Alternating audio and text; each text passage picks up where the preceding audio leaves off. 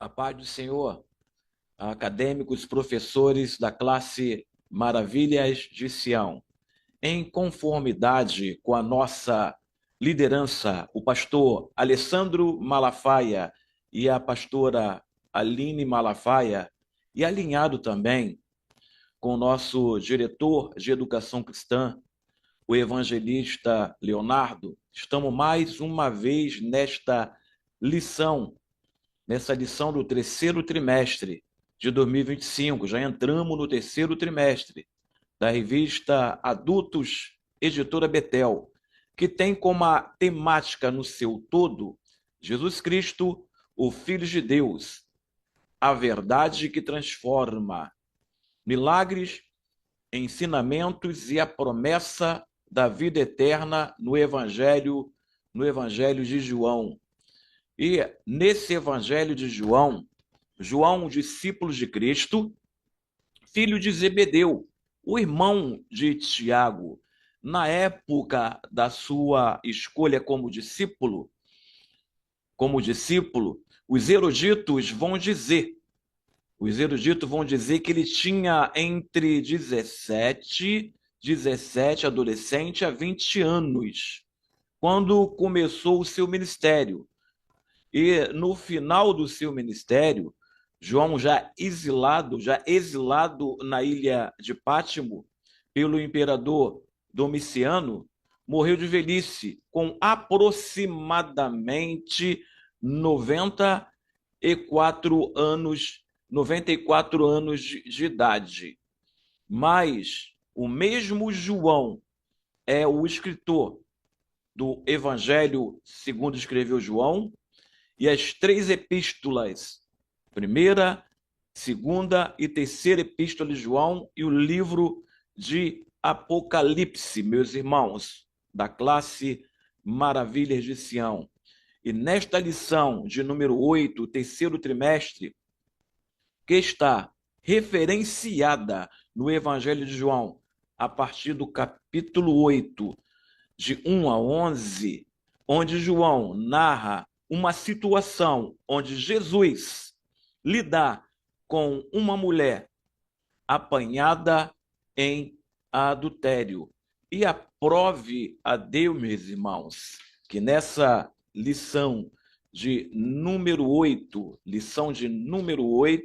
aprove a Deus, tá? Para do terceiro trimestre, Betel, vai ter a temática, já falamos, professores da classe Maravilha de Sião, e agora vamos falar sobre o tema específico, peculiar a esta lição de número 8, que vai dizer assim, esse tema: Jesus e a mulher adúltera, manifestação da graça em meio à condenação.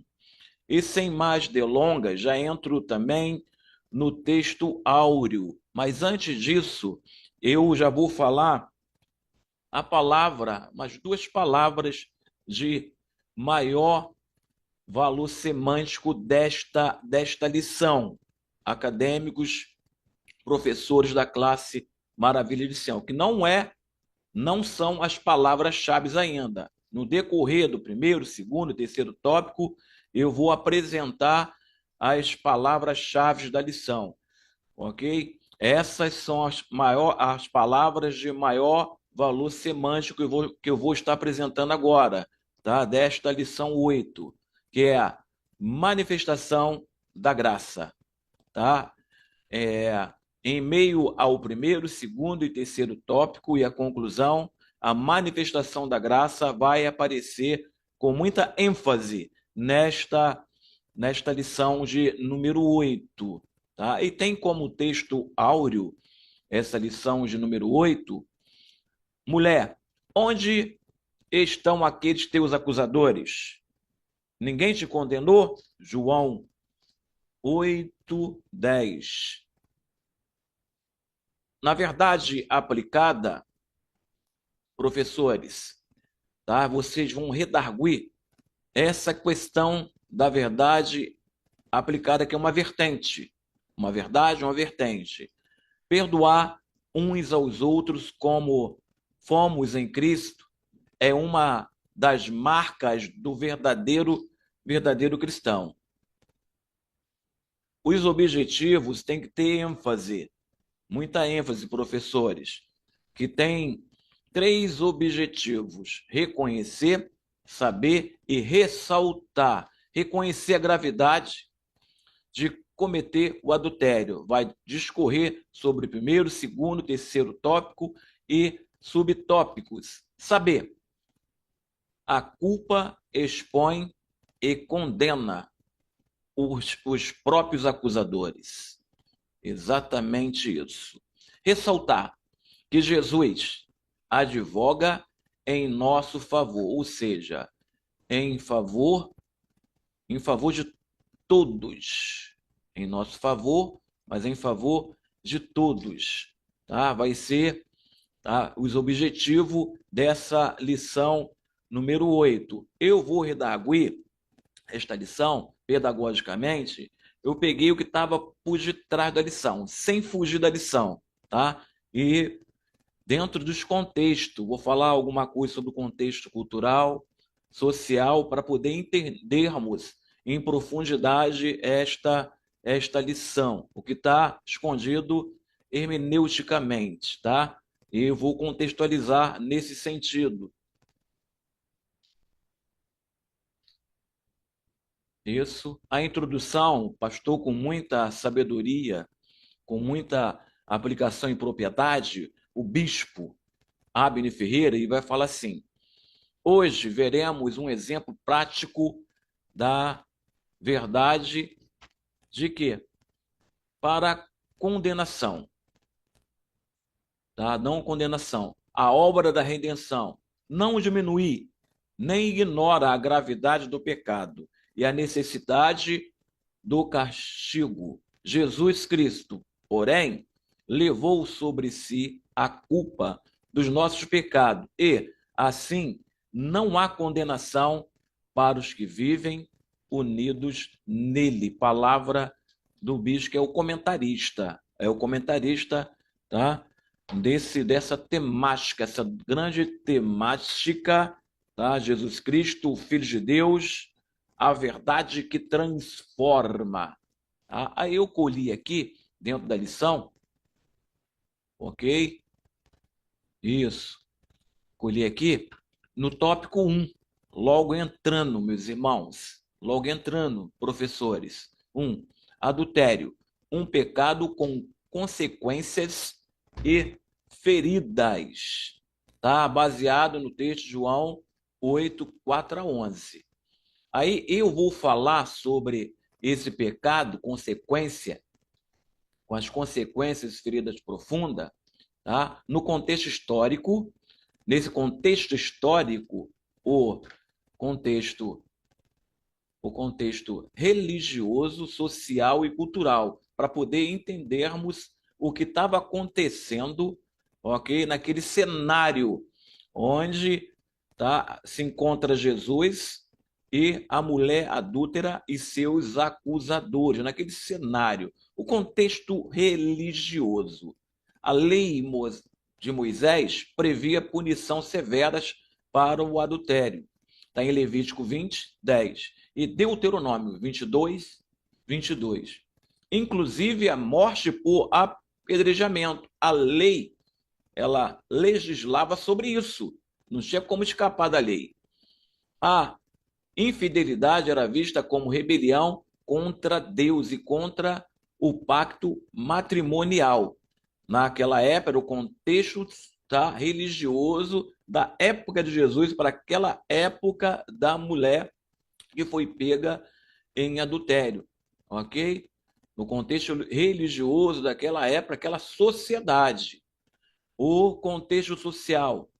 A mulher adúltera era marginalizada, envergonhada publicamente, vista como impura.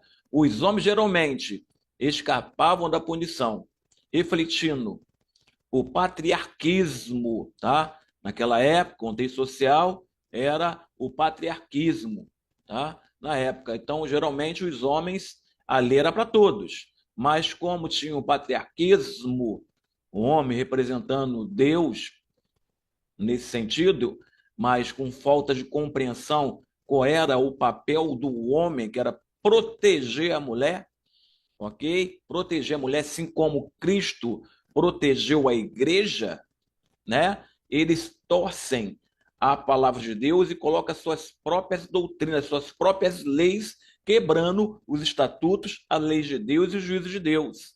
Esse patriarquismo feriu para aquela sociedade estava correto, mas feriu o estatuto, as leis e os juízos de Deus, ok?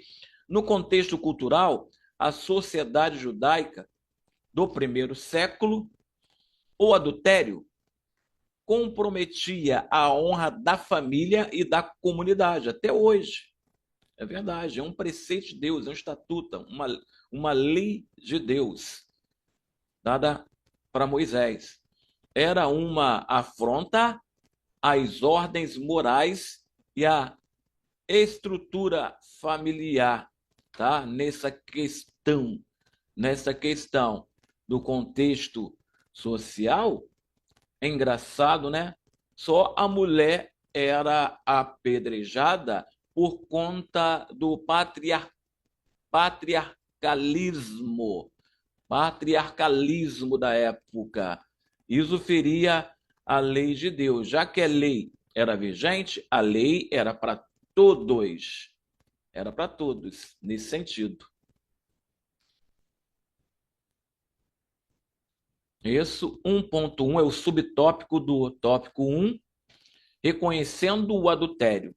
As consequências do adultério. Primeiro, espiritual. Segundo, familiar. Terceiro, social. E depois, a, a pessoal.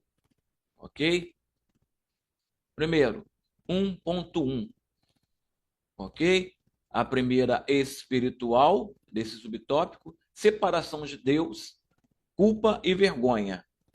Tá? Consequência do adultério. Primeiro, no contexto espiritual, tá? Tinha uma consequência, tá? Uma consequência, separação de Deus, culpa e vergonha. Está inserido em Isaías 59:2. Depois, familiares. Consequência, familiares. Destruição da confiança, ferida emocional nos cônjuges e nos filhos. O terceiro é social, aonde vai manchar a sociedade. Reputação manchada, marginalização e isolamento da sociedade. Isso é para aquela cultura. Perfeito?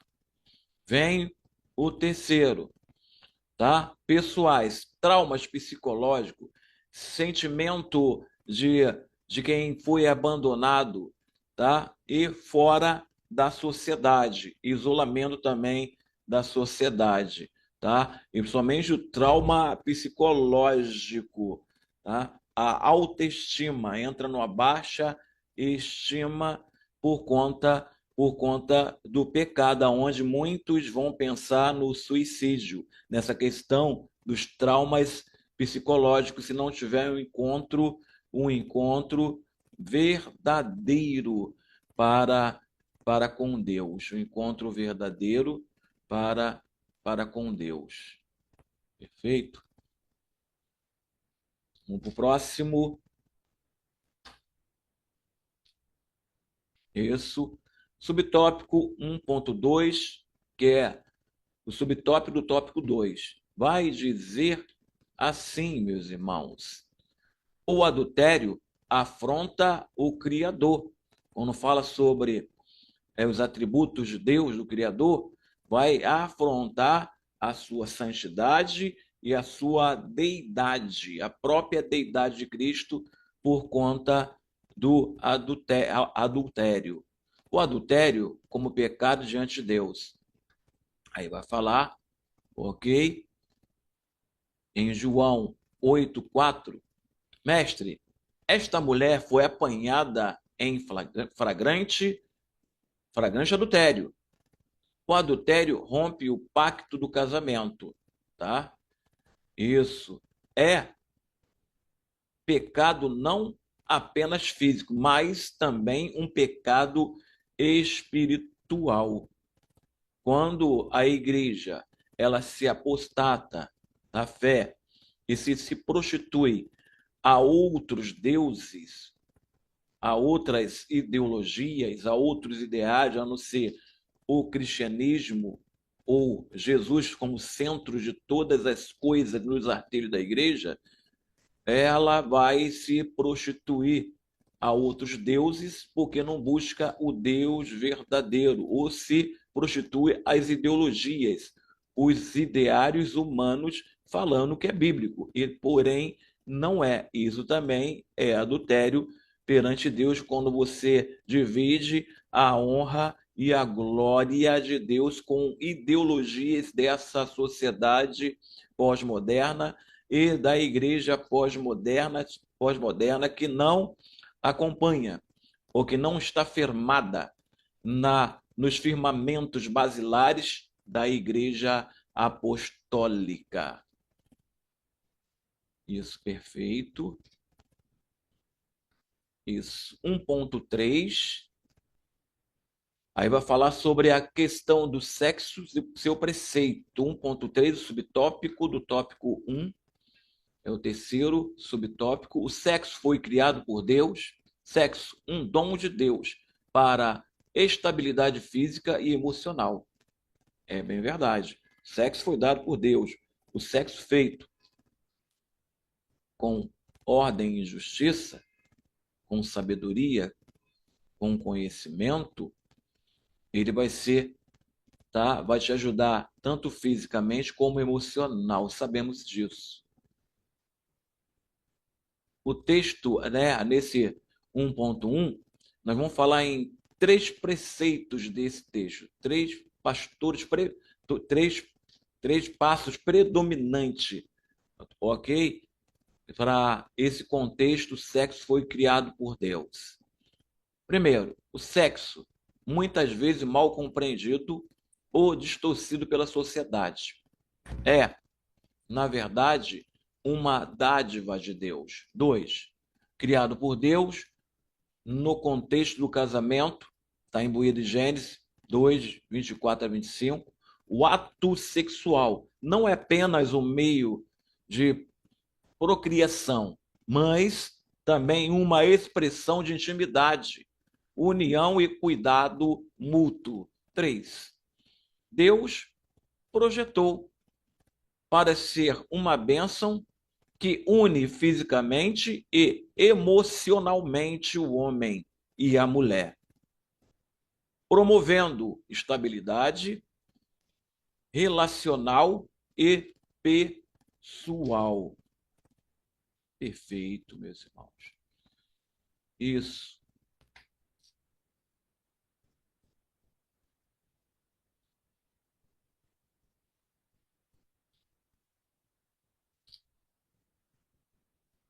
Isso, pessoais. 1.2 ainda. O adultério afronta o Criador.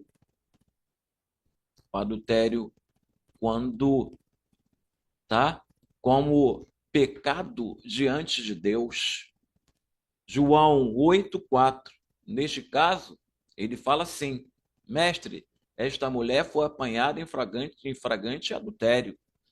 O adultério rompe o pacto do casamento. Isso. Rompe o pacto do casamento. O pecado não apenas físico, mas também espiritual. Próximo.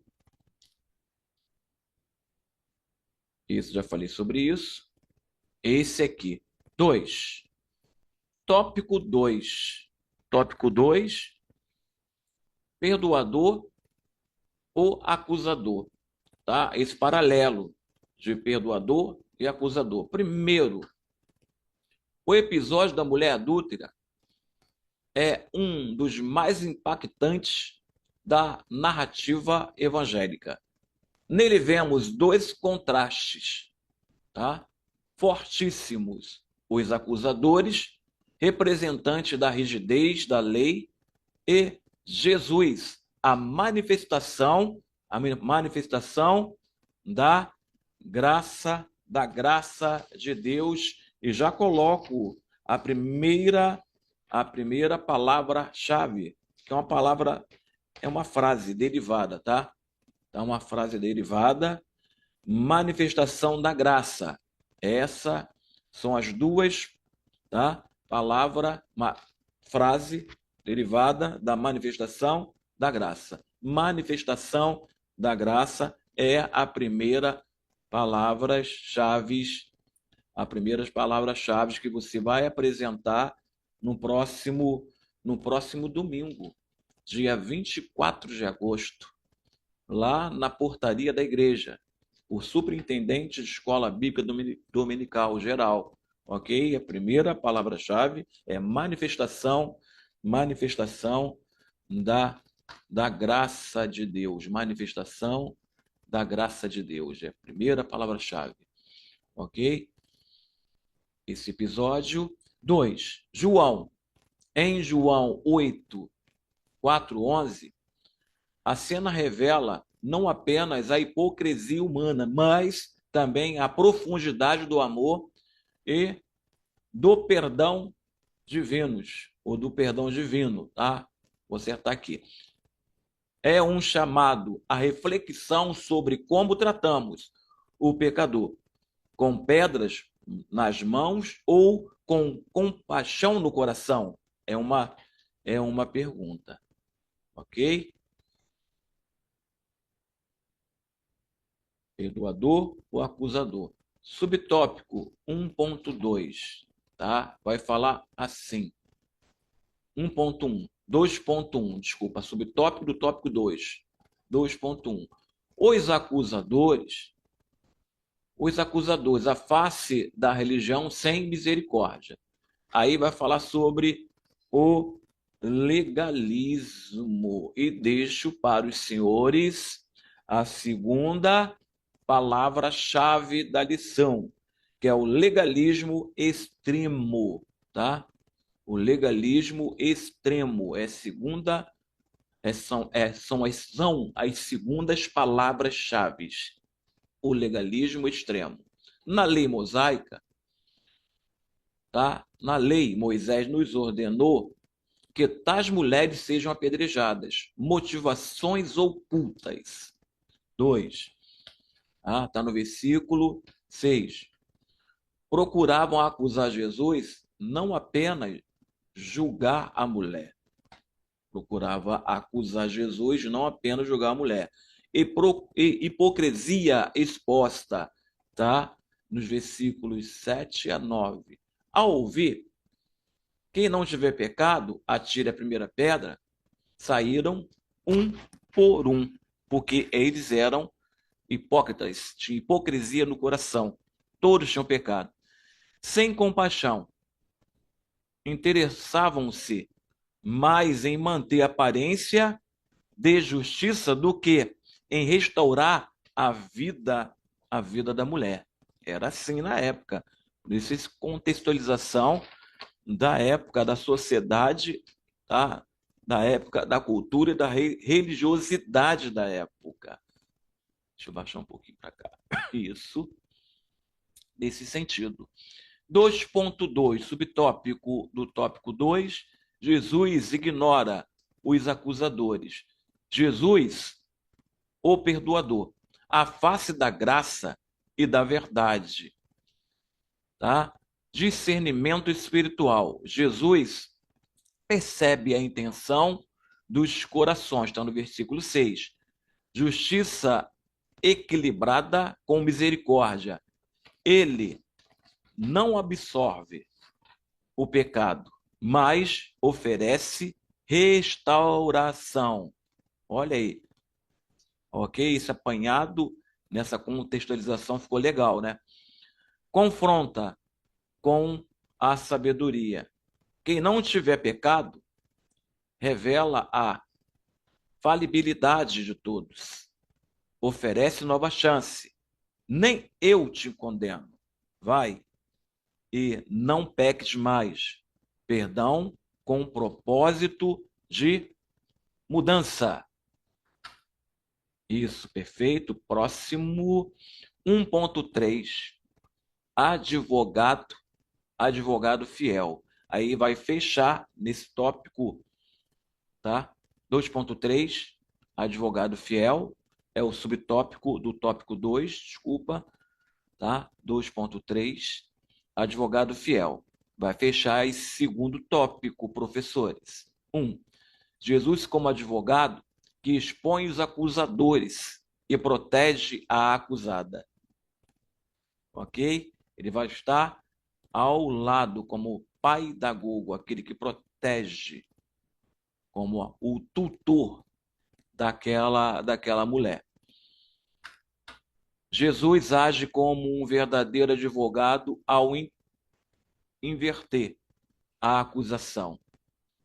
Ele fez, em vez de proferir julgamento imediato, porque a lei a condenava, ele confronta os acusadores com uma exigência ética, um conjunto de leis que formata uma sociedade, um conjunto de princípios que formata uma sociedade ética, ok? Aquele que dentre vós está sem pecado, seja o primeiro que atire a pedra contra ela, versículo 7. Neste momento, Jesus coloca todos em mesmo nível de necessidade de perdão. Ele não nega a gravidade do pecado, mas destaca a hipocrisia dos que se acham justos. Assim, ele defende a mulher não inocentando a mulher do pecado, mas protegendo-a da injustiça de um julgamento parcial e condenatório. Que defesa magnífica! Que defesa magnífica! 2. Jesus como advogado que oferece perdão e restauração. Após os acusadores se retirarem, Jesus permanece com a mulher, tá? E declara: mulher, onde estão aqueles teus acusadores? É uma pergunta, é verdade. Ninguém te condenou? Nem eu também te condeno. Vai-te e não peques mais. Aqui, Jesus assume o papel de defensor, que não apenas protege, mas também orienta. Ele não encobre o pecado, mas oferece perdão com responsabilidade ao dizer: não peques mais. Jesus indica que o perdão não é uma permissão para continuar no erro, mas uma chance de transformação. Como advogado, ele intercede por graça e promove a reconciliação do pecador com Deus.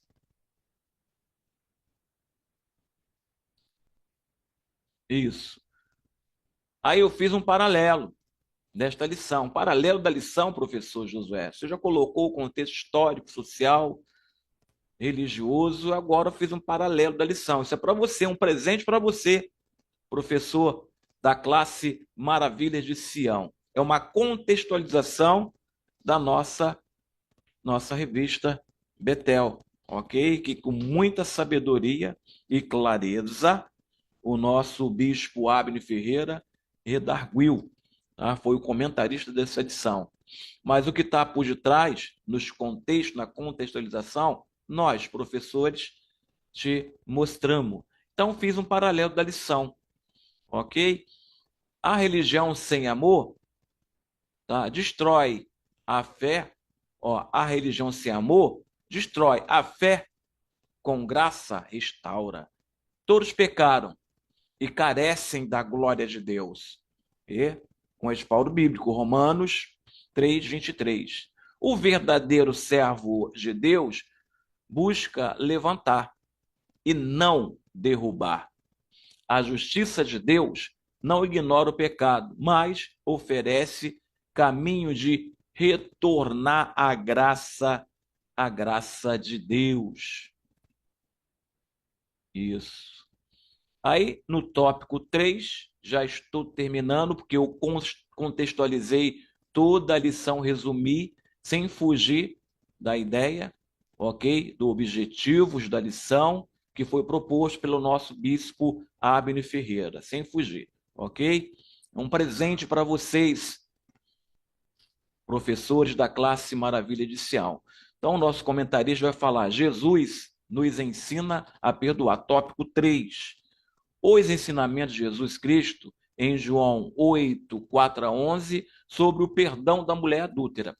E tem, tá, como texto base, João 8, 4, 11. E vai falar assim: o perdão é uma porta para uma vida nova.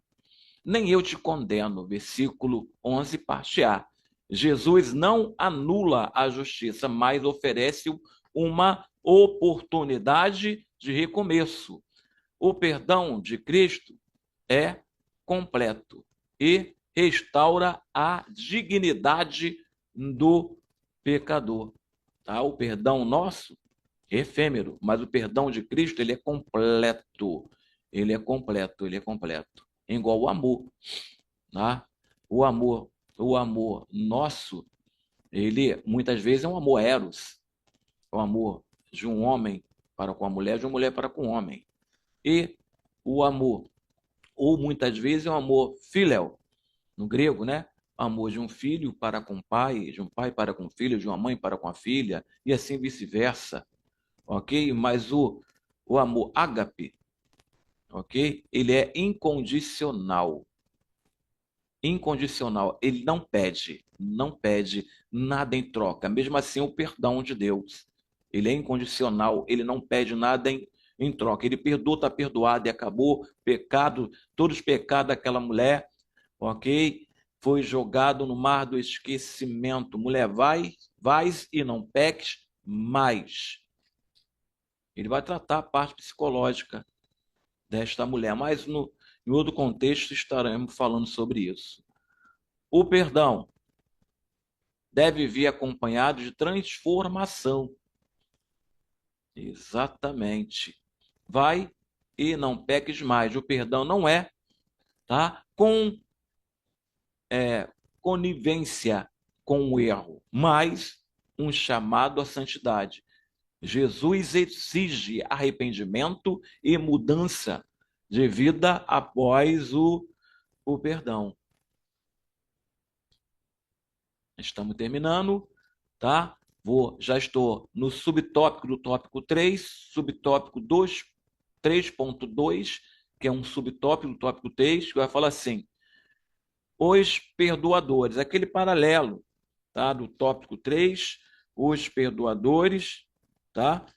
Tá? O perdoador e o acusador, tá? Vamos lá. Subtópico do tópico 3. 1. Os perdoados, a mulher adúltera e a graça de Jesus. Vamos lá. A mulher apanhada em adultério, representa todos aqueles que, deixa eu botar para baixo aqui, que foram alcançados pela misericórdia divina. Ele estava diante de uma sentença justa pela lei, porque era a lei mosaica, dada por Deus também, a lei de Deus, que Deus orientou ao grande legislador Moisés, mas foi surpreendida pela compaixão de Jesus. Ele não ignorou o pecado, mas ofereceu perdão, mostrando que o arrependimento sincero abre caminho para a restauração. Aí, deixo também uma lição espiritual. Existe uma lição espiritual para esta lição de número 8.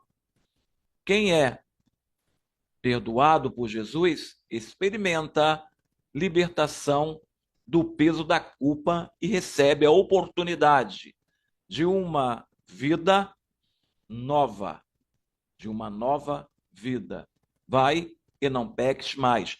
Para aplicação, trazendo para a nossa aplicação pessoal, professores da classe Maravilhas de Sião, e para a aplicação pessoal dos seus alunos.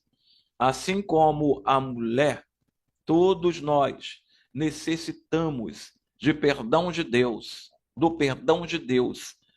O verdadeiro arrependimento leva ao recomeço e não à condenação. Ok? Glórias a Deus. Subtópico 2, 3.2 ainda, tá? Nesse paralelo, os que perdoam. Jesus, o justo, que oferece misericórdia. Jesus, mesmo sendo o único sem pecado entre eles, escolheu não condenar. Ele ensinou que o verdadeiro perdão vem de um coração justo e cheio de graça. Ao invés de usar a lei para acusar, ele usou o amor para transformar. E vem também, nesse paralelo, trago para vocês fresquinho, a lição espiritual. Tá? Dessa lição 8, ela vai dizer assim, nessa lição espiritual: perdoar exige reconhecer que todos somos pecadores. O perdão não é conivência com o erro, mas oportunidade de mudança.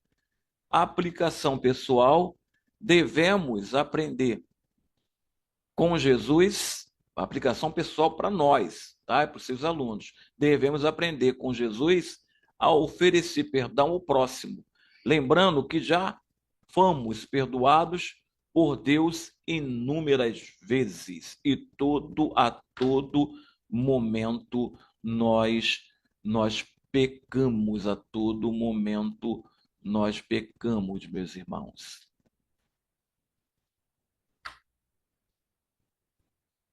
3.3, já estamos terminando.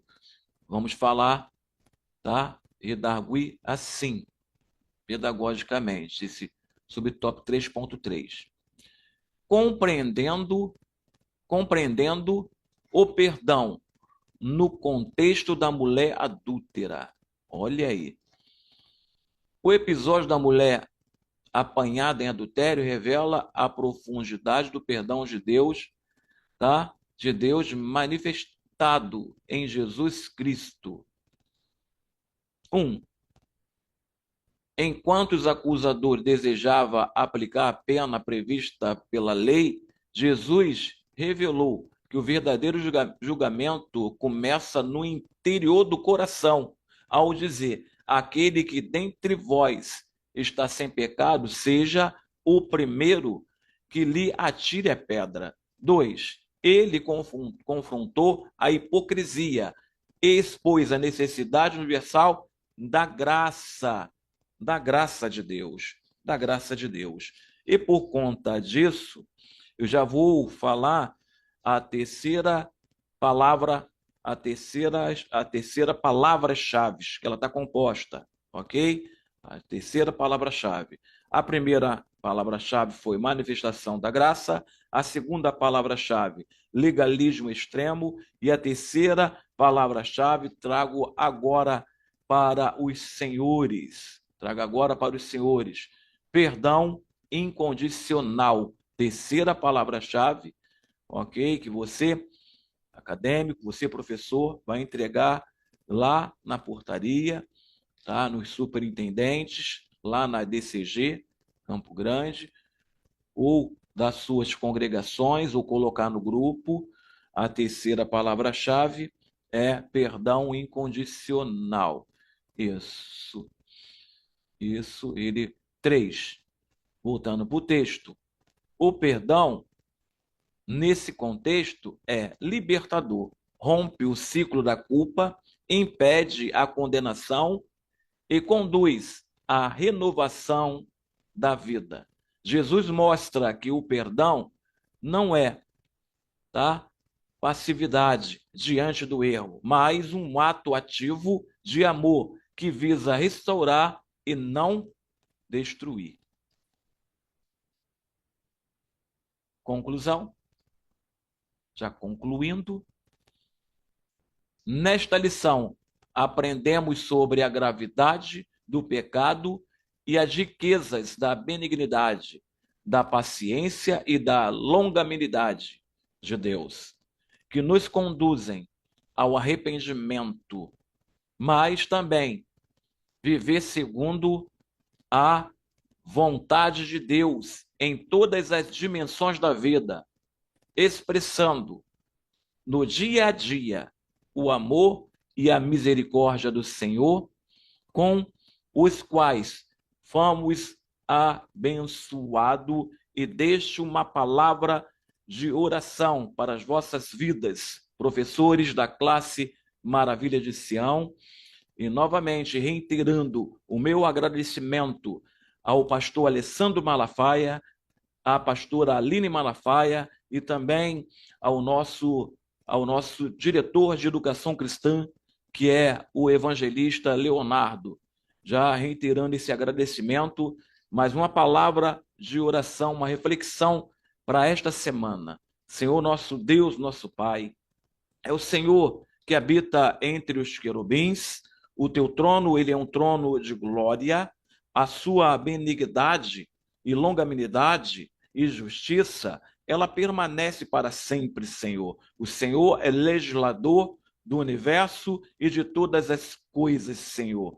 E por essa semana, Senhor, aquilo que teus servos, meu Pai, os professores da classe Maravilha de Sião, te pediram, meu Pai, Deus, para que o Senhor viesse, meu Pai, entrar com providência, meu Pai, que no cotidiano desta semana, meu Pai, o Senhor vem liberar as bênçãos, meu Pai, conjugais, as bênçãos afetivas, as bênçãos profissionais, as bênçãos ministeriais e, por que não, Senhor, as bênçãos financeiras, meu Pai, porque os seus servos, meu Pai, precisam, meu Pai, das bênçãos financeiras, meu Pai, para, meu Pai, viver bem nessa sociedade no mundo capitalista, Senhor. Ajuda-os, Senhor. Em o nome de Jesus Cristo, meu Pai, nós profetizamos toda sorte de bênçãos sobre as vossas vidas em o nome de Jesus, e já